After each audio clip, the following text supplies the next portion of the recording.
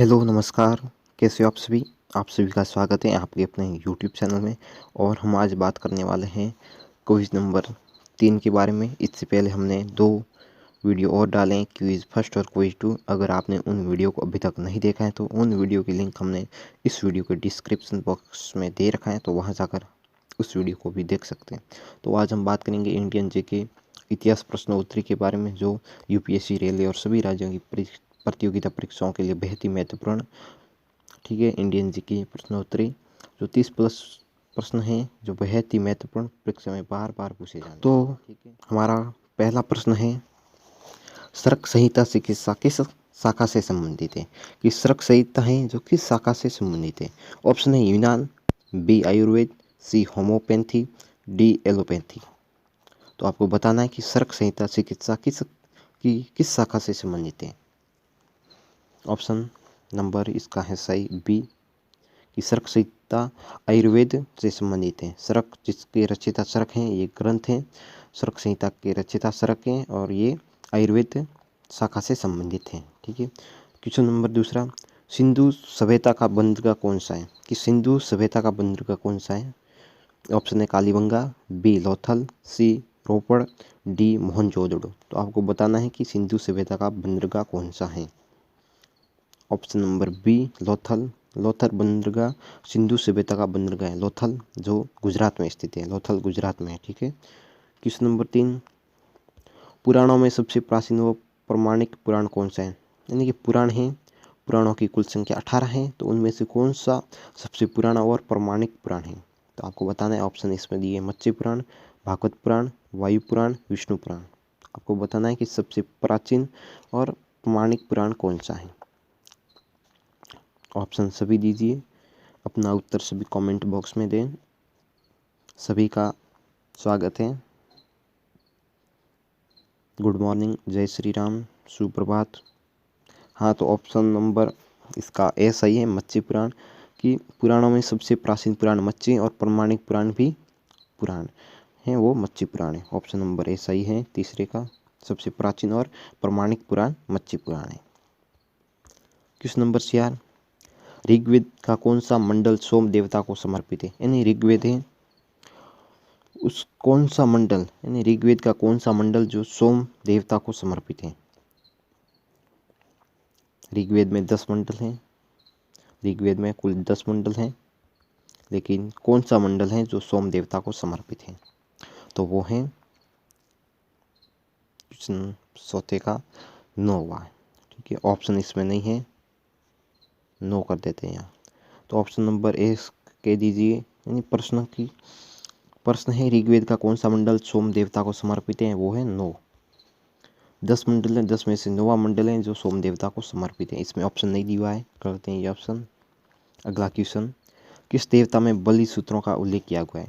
यानी किस वेद में बलि सूत्रों का उल्लेख किया गया है? ऑप्शन है ऋग्वेद, अथर्ववेद, यजुर्वेद, सामवेद। इनमें से कौन सा वेद है जिसमें बलि सूत्रों का उल्लेख किया गया है?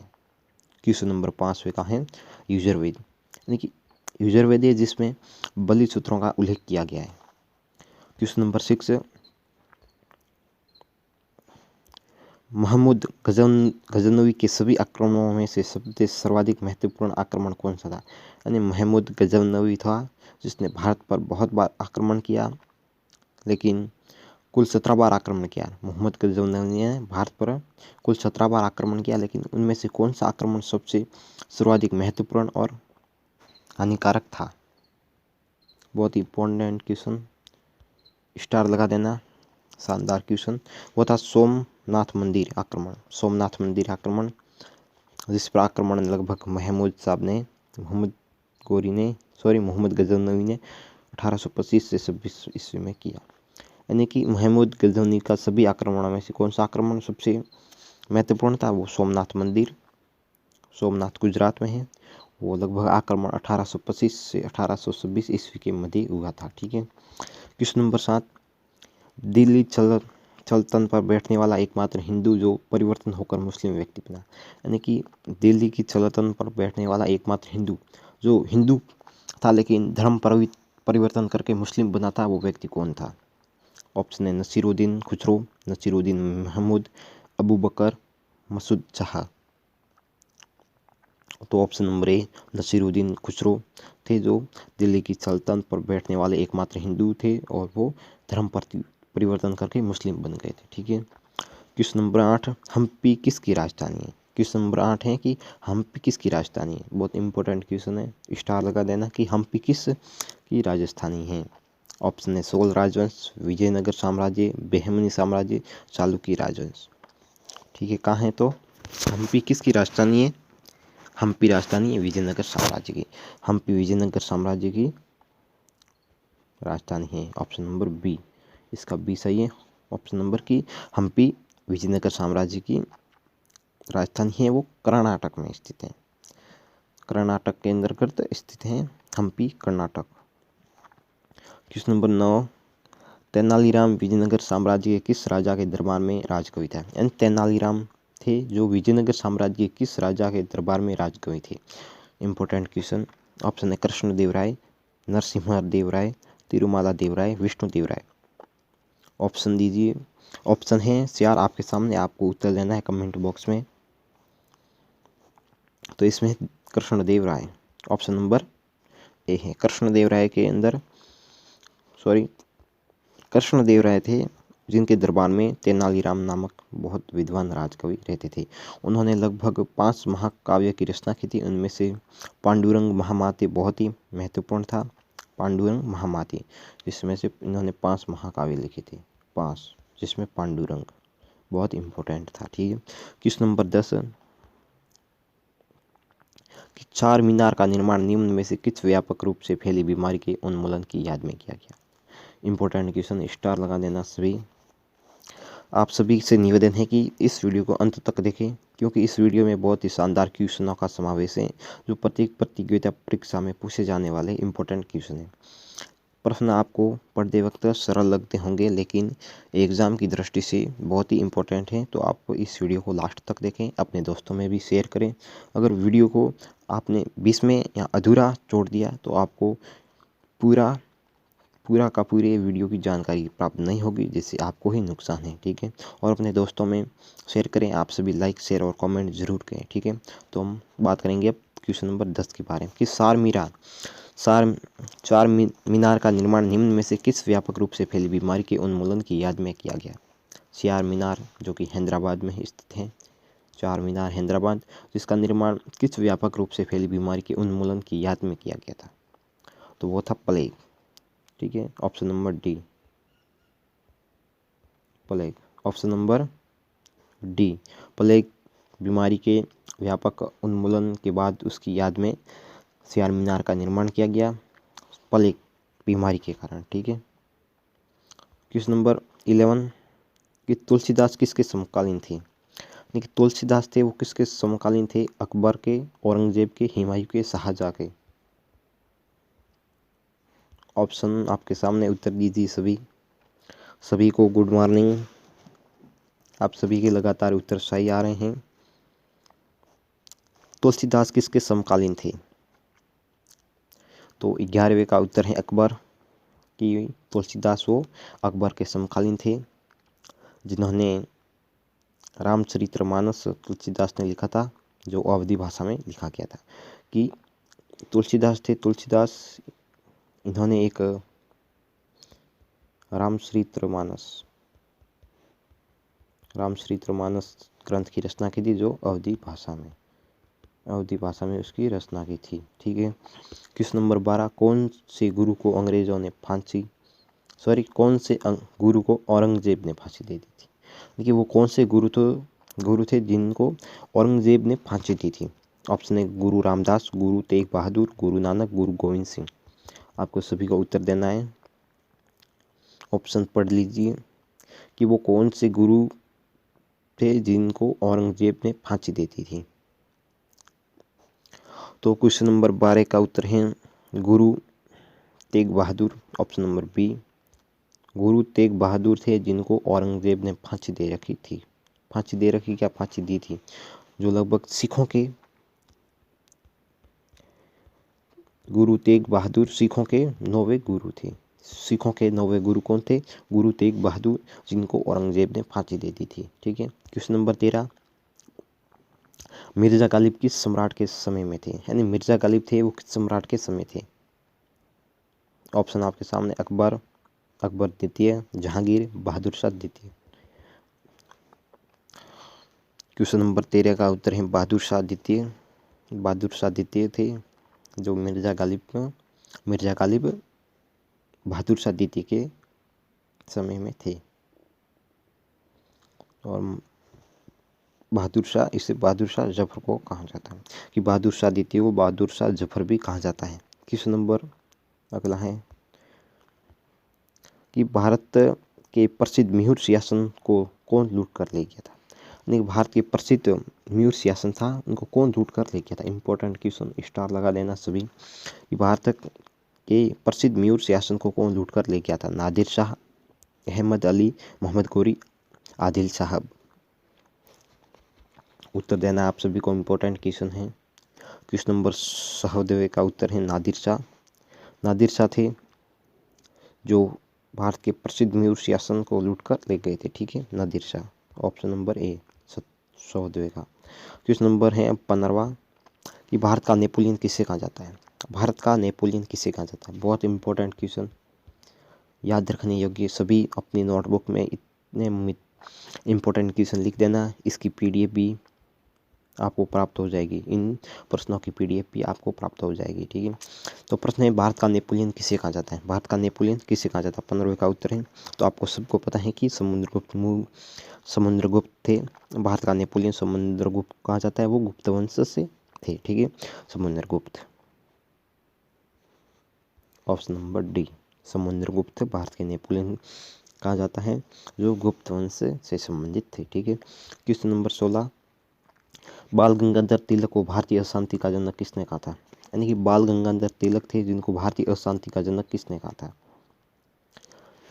बाल गंगाधर तिलक को भारतीय अशांति का जनक किसे कहा गया था, किसने कहा था बाल गंगाधर तिलक को भारतीय अशांति का जनक। क्वेश्चन नंबर 16, तो थे वो वैलेंटाइन चिरोल। वैलेंटाइन चिरोल थे जिन्होंने बाल गंगाधर तिलक को भारतीय अशांति का जनक कहा था। Option number B, Valentine Chirol, ठीक है। क्वेश्चन नंबर 17, सर्वप्रथम किसने 1857 के विद्रोह को भारत का प्रथम स्वतंत्रता संग्राम कहा था, यानी कि भारत का सबसे पहला स्वतंत्रता संग्राम 1857 की क्रांति को कहा था, ठीक है, लेकिन किसने कहा था। सर्वप्रथम किसने कहा कि 1857 के विद्रोह को भारत के प्रथम स्वतंत्रता संग्राम कहा। ऑप्शन है VD Savarkar, RC Majumdar, sir John Lawrence, Vipin Chandrapal. तो इसमें है वीडी सावरकर। वीडी सावरकर साहब ने कहा था कि 1857 का विद्रोह है ये भारत का प्रथम स्वतंत्रता संग्राम के नाम से कहा जाता है। इसके बारे में कहानी है वो आप जरूर पढ़िए, ठीक है। क्वेश्चन नंबर 18 से पहले एक बार और पढ़ लेते हैं, इंपॉर्टेंट क्वेश्चन है कि सर्वप्रथम किसने 1857 के विद्रोह को भारत का प्रथम स्वतंत्रता संग्राम कहा था, तो वो थे वीडी सावरकर। वीडी सावरकर साहब ने 1857 के विद्रोह को भारत का प्रथम स्वतंत्रता संग्राम कहा था, ठीक है। ऑप्शन भी आपके सामने थे, प्रश्न भी आपके सामने, और अब इस प्रश्नों को आप नोट कर लेना क्योंकि ये प्रश्न बहुत ही इंपॉर्टेंट है। अगला क्वेश्चन है 18वां, भारतीय सुधार संघ की स्थापना किसने की। भारतीय सुधार संघ की स्थापना किसने की। क्वेश्चन नंबर 18 का उत्तर है केशव चंद्र सेन। केशव चंद्र सेन ने भारतीय सुधार संघ की स्थापना की थी। भारतीय सुधार संघ की स्थापना केशव चंद्र सेन ने की थी लगभग 1870 के अंतर्गत। 1870 के अंतर्गत भारतीय सुधार संघ की स्थापना केशव चंद्र सेन के द्वारा की गई। अगला क्वेश्चन, निम्नलिखित में से किस महिला ने भारत के तिरंगा सबसे पहले फहराया, यानी इनमें से कौन सी महिला थी जिसने भारत के तिरंगा सबसे पहले फहराया था। कमला देवी चट्टोपाध्याय, दुर्गा भाभी ने, अरुणा आंचल अली ने, भिखाजी कामा ने। कौन सी महिला थी जिसने भारत के तिरंगा सबसे पहले फहराया था, वो थी मैडम भिखाजी कामा ने। मैडम भिखाजी कामा ने भारत के तिरंगों को सबसे पहले फहराया था इनमें से, ठीक है। ऑप्शन नंबर डी इसका सही है। अगला क्वेश्चन है निम्नलिखित में से तीनों गोलमेलों सम्मेलन में भाग लिया था। निम्नलिखित में से किसने 3 गोलमेज सम्मेलन में भाग लिया था। इनमें से कौन से व्यक्ति हैं जिन्होंने 3 गोलमेज सम्मेलन हुए थे उन तीनों में ही भाग लिया था? आपको उत्तर देना है। ऑप्शन है सरदार पटेल, डॉक्टर भीमराव अम्बेडकर, महात्मा गांधी, जवाहरलाल नेहरू साहब। कि इनमें से किस व्यक्ति ने तीनों गोलमेज सम्मेलन में भाग लिया था? तो वो थे, आप सभी उत्तर दीजिए। Option B, doctor Bhimrao Ambedkar साहब ने 3 गोलमेज सम्मेलन में भाग लिया था। अगला क्वेश्चन कि रविंद्रनाथ टैगोर द्वारा लिखित, इस प्रश्न 21 नंबर प्रश्न है कि रविंद्रनाथ टैगोर द्वारा लिखित गीत जन गण मन सर्वप्रथम जनवरी 1912 में किस नाम से प्रकाशित हुआ? तो ये बात याद रखना कि जन गण मन हमारा राष्ट्रीय गान है, जन मन गण। इनके रचयिता रविंद्रनाथ टैगोर हैं, जो सर्वप्रथम जनवरी 1912 में किस नाम से प्रकाशित हुआ? पहली बार ये जनवरी 1912 में प्रकाशित हुआ, लेकिन किस नाम से प्रकाशित हुआ? ऑप्शन देख लीजिए आप। भारत विधाता, राष्ट्र जागृति, तत्वबोधिनी, इनमें से कोई नहीं। तो वह भारतीय विधाता। सबसे पहले राष्ट्रगान जो हम गाते हैं जन गण मन सर्वप्रथम जनवरी 1912 में भारत विधाता नाम से प्रकाशित हुआ था। अगला क्वेश्चन, भारतीय स्वतंत्रता के समय भारतीय राष्ट्रीय कांग्रेस के अध्यक्ष कौन थे? भारतीय स्वतंत्रता जब भारत के पार्टी है भारतीय राष्ट्रीय कांग्रेस के अध्यक्ष कौन थे? NIC, Indian national Congress, national Indian Congress के अध्यक्ष कौन थे? तो इनमें से JB कृपलानी स्वतंत्रता के समय भारतीय राष्ट्रीय कांग्रेस के अध्यक्ष थे। ठीक है, अध्यक्ष कौन थे? JB Kripalani. Option number B सही है इसका। अगला क्वेश्चन है, विधवा विवाह कानून किसने पास किया? कि विधवा विवाह था पहले, उनको उसके ऊपर कानून किसने पास किया? ऑप्शन है Auckland, William Bentinck, Lord Canning, Dalhousie. तो वो थे लॉर्ड कैनिंग ने विधवा विवाह को पास किया था। ये कानून है, विधवा विवाह कानून को पास लॉर्ड कैनिंग द्वारा किया गया। ठीक है, क्वेश्चन नंबर 24 की बात करेंगे कि भारत में अंग्रेजी शिक्षा की शुरुआत किसने की थी? इंपॉर्टेंट क्वेश्चन, बहुत इंपॉर्टेंट, कि भारत में अंग्रेजी शिक्षा की शुरुआत किसने की थी? ऑप्शन है Lord Dalhousie, Macaulay, Lord Curzon, Jawaharlal Nehru. तो वो थे मैकाले ने 1835 के अंतर्गत।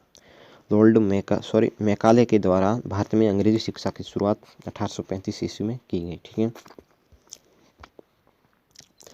क्वेश्चन नंबर 25, निम्नलिखित प्रधानमंत्रियों में से वो प्रधानमंत्री जो भारत की आज़ादी के बाद पैदा हुआ। निम्नलिखित प्रधानमंत्रियों में से कौन भारत की आज़ादी के बाद पैदा हुआ था?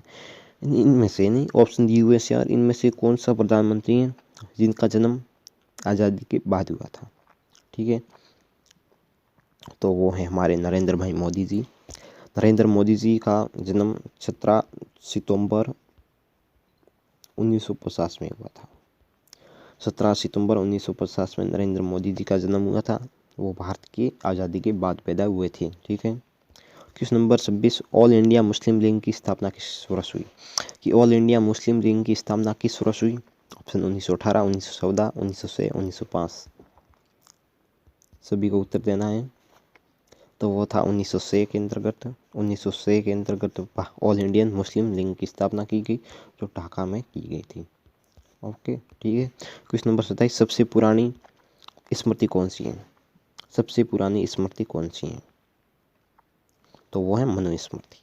मनुस्मृति सबसे पुरानी स्मृति है। ठीक है, आप सभी को उत्तर कमेंट बॉक्स में देना है। मैं लगातार कमेंट बॉक्स को देख रहा हूँ। क्वेश्चन नंबर 28, सिंधु घाटी सभ्यता किस युग की सभ्यता है? कि सिंधु घाटी सभ्यता किस युग की सभ्यता है? स्वर्ण काल, रजत काल, कांस्य काल या टीनवे? तो वह कांस्य। ठीक है, तो सिंधु घाटी सभ्यता कांस्य युग की सभ्यता है। ठीक है, क्वेश्चन 29, भारत में सिंधु नदी को किस उर्दू नाम से संबोधित किया जाता है? यानी पाकिस्तान में सिंधु नदी को किस उर्दू नाम से संबोधित किया जाता है? तो वह दरियाए सिंध। ऑप्शन नंबर सी, दरियाए सिंध। वो पाकिस्तान में सिंधु नदी को दरियाए सिंध नामक उर्दू शब्द से संबोधित किया जाता है। अगला हमारा लास्ट क्वेश्चन है, कलिंग युद्ध किस वर्ष हुआ? कलिंग युद्ध किस वर्ष हुआ? क्वेश्चन नंबर 30, कलिंग युद्ध किस वर्ष हुआ। इन सभी का प्रश्नों का उत्तर आपने लगातार कमेंट बॉक्स में दिया, लेकिन ये 30वां क्वेश्चन है, इसका उत्तर आपको देना है। ठीक है, कलिंग युद्ध किस वर्ष हुआ। ऑप्शन ए 261 ईसा पूर्व, 263 ईसी पूर्व, 246 ईसी पूर्व, 242 ईसी पूर्व। तो इसमें से ऑप्शन सही है 261 ईसा पूर्व। कलिंग युद्ध, कलिंग उड़ीसा राज्य में स्थित है, कलिंग उड़ीसा में है, और कलिंग युद्ध 261 ईसा पूर्व हुआ था। इसमें ऑप्शन नंबर ए सही है। तो कैसे लगे प्रश्न। अगर प्रश्न अच्छे लगे हो तो वीडियो को लाइक शेयर कमेंट ज़रूर करें। वीडियो पूरा करने से पहले एक बात कि अगर आपने इन वीडियो की PDF फाइल प्राप्त करना चाहते हो तो इस वीडियो के डिस्क्रिप्शन बॉक्स में PDF फाइल का एक चैनल है, टेलीग्राम चैनल।